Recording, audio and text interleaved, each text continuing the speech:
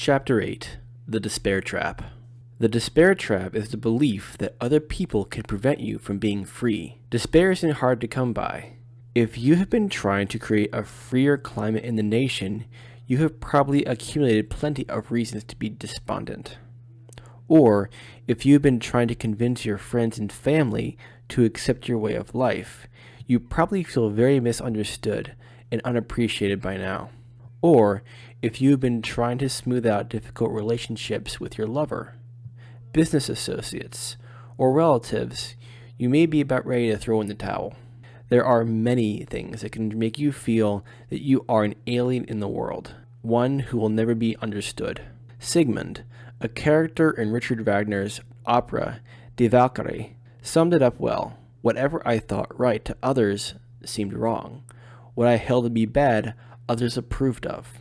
Despite these kinds of problems, the goals of freedom and happiness are totally realistic. If they aren't being achieved, it's the method that's wrong, not the objective. You have to accept the world as it is, but that doesn't mean you should look at the people who oppose your ways and conclude there's no chance to be free.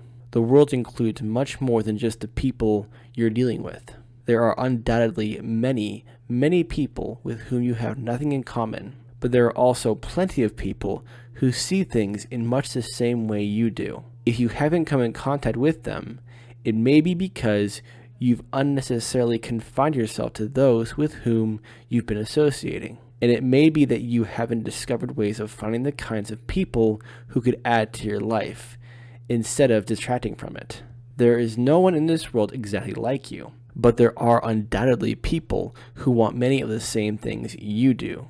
People who look at things in much the same way you do, and people who want what you have to offer. The popular conventions of society might discourage you from breaking out of uncomfortable situations to find those people. Such hallowed traditions as one marriage, one career, one employer, staying in one place, etc., can cause you to feel that you must make the best of whatever situation you're already in. But making the best frequently means either giving up your own happiness or trying to change others.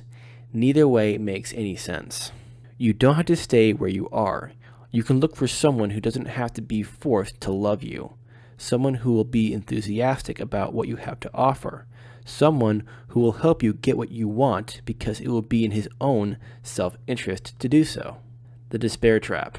You're in the despair trap if you believe that you have to stay where you are and work things out somehow, or if you believe that you couldn't be any better off if you were to change your situation, or if you think that the government or society can stop you from being free. You are in the despair trap if you think you will always be poor because you come from a poor family, or when you feel that love relationships must always deteriorate into uneasy compromises, or when you believe that people don't appreciate good products, good ideas, or good individuals.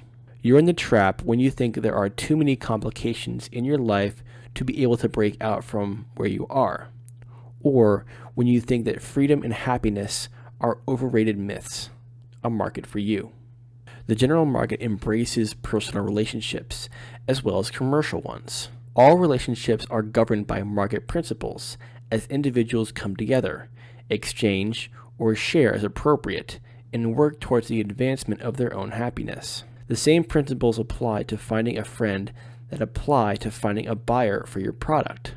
Within the general market, there is a whole world of potential relationships for you if you realize that you don't have to please everyone. If you want a marriage partner who's compatible with your way of life, you don't have to prove to everyone that your way is right. You need to find only one person who meets your needs and who wants you as you are.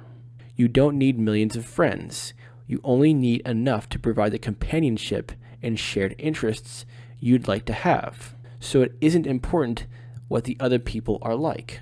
Let me illustrate this with a commercial example. General Motors is the acknowledged giant of the automobile industry. Its success is often discussed. Its name has become a symbol of bigness and domination. Some people think it controls the market. Others think it must be doing everything right and pleasing everyone. How big and successful is it? In a typical year, General Motors will sell around 4 million new cars. With over 200 million individuals in the US, it sells new cars to about 2% of the population. Some individuals will buy new GMC cars. Others will buy other brands. Others will buy used cars, and most of them won't buy any cars at all. Only 2%. Yet, by tapping such a small percentage of the market, General Motors pays a dividend every year to its stockholders and high salaries to the people who run it. With such a small share of the market, its profits are enormous. It's a success. But what if GMC's executives decided they should be able to sell cars to everyone? Suppose they increased their advertising budget and flooded the market with sales appeals designed to get everyone to buy a new car. Suppose they made impassioned sales appeals to widows on Social Security, desert prospectors, little children, and invalids. Obviously, the company would be broke in no time, and probably one of the executives would go home and grumble over his martini, "The world is no damn good. People don't appreciate what we're trying to do for them." It's just as foolish to feel that you must make everyone understand that you're right, that your desires are legitimate, that you should be able to do as you want.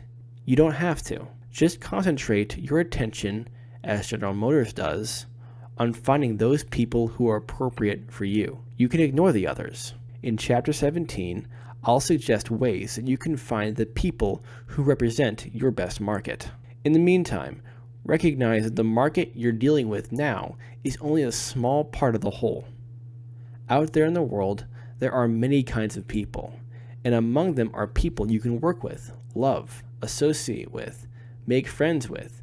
They are people to whom your ideas and ways and desires are the best possible. In addition, there are people who don't want you to be free. They may not approve of you going your own way. They may want to censor you, attack you, tax you, but there are ways of handling them too, as we'll see. Don't focus on indirect alternatives and think you get what you want only by changing those around you. There are numerous opportunities that require only your decision. There are plenty of compatible, attractive people who will gladly offer you what you want. Don't be depressed by what others say about your freedom and happiness. They aren't the whole world, and they don't have all the answers. There's a better world to find when you're free to look for it.